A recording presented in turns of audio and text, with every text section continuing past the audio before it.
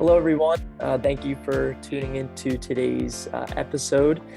So with me here is Milan Otajovic of Insight Plum for our second partner showcase recording.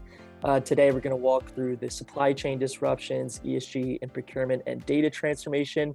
But before we get started here, I'll let Milan briefly introduce himself and we can get going. Hello, everyone. My name is Milan and I work for Insight Plum as a director of partnerships and alliances. And together with our partners like Xeeva, we are trying to bring a fresh new wind to the procurement technology world and helping our customers to get most out of their technologies.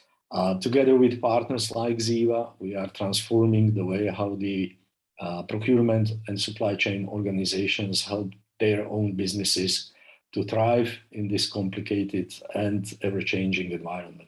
Appreciate that, Milan. So like I said, everyone, today's focus, we'll get into the supply chain disruptions. Milan, for the first question we have here today, what are some of the, disruptions you've seen around the globe and Europe, and how does this affect, businesses' daily operations, and how does that tie into, the procurement landscape? Well, thanks for the question, because right now I think is the right time to discuss and talk about these topics. We remember in our first episode, we have been speaking about post-COVID times. Unfortunately, things have not improved very much since then. Obviously, business environment was hoping that after COVID pause in the business and spending, things will get again to growth. But we see, based on what's happening on the international security basically scene and what's happening on the financial markets, that the situation is far from improving.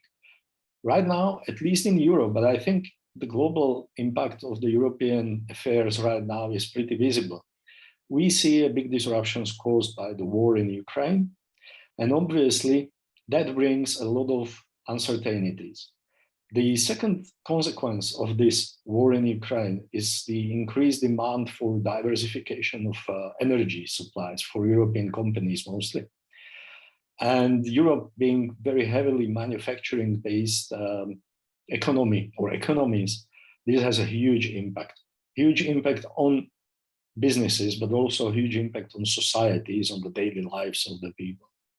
So on one hand, you have really a hope for recovery after the COVID, but then the war and the shortage of energies or the, let's say, not the shortage, but the period of time where most of the countries and the businesses are switching from existing sources of energy supplies to the new energy suppliers is causing some turbulence. Add to that increased inflationary pressures. So inflation is globally on the rise. I think in US it's right now a little bit better, but not really still as expected, with the slight decrease of the pace of the inflation. But in Europe, we still need to see how the European Central Bank will fight the inflationary pressures. But taking into consideration the 2.5 years of the COVID problems, now the problems with the energies and the inflationary pressures all around the world, we think, or I believe, this is visible to every single business out there, that the situation will not stabilize very soon. So for us, as we speak about supply chain, this is one of the very key reasons why the supply chain management is so critical, and why the supplier management, the possibility to work dynamically with suppliers, ability to find new suppliers, and ability to manage the supplies of different raw materials, energies, and other, let's say, parts, components, or services is so critical for business survival. Let me give you a short example here. Automotive industry, I think it's heavy for all countries all around the world, being it in Asia, in America, in Europe. The first of all, during the COVID times, we had the shortage of chips, and that shortage of microprocessors and other semiconductor components is lasting till today. Now, the consumption or the demand for the cars naturally decreased during the COVID, but the less supply on the market also means that the prices of the cars went up, the waiting times went up. Add to this situation current problems with energies.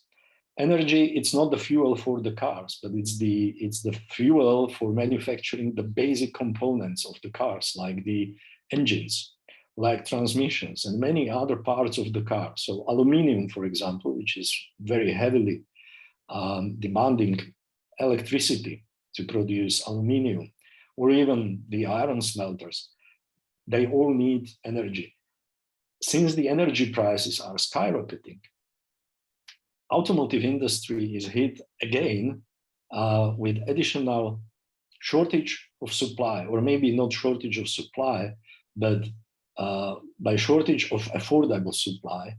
And that is really, really hurting very much the whole industry.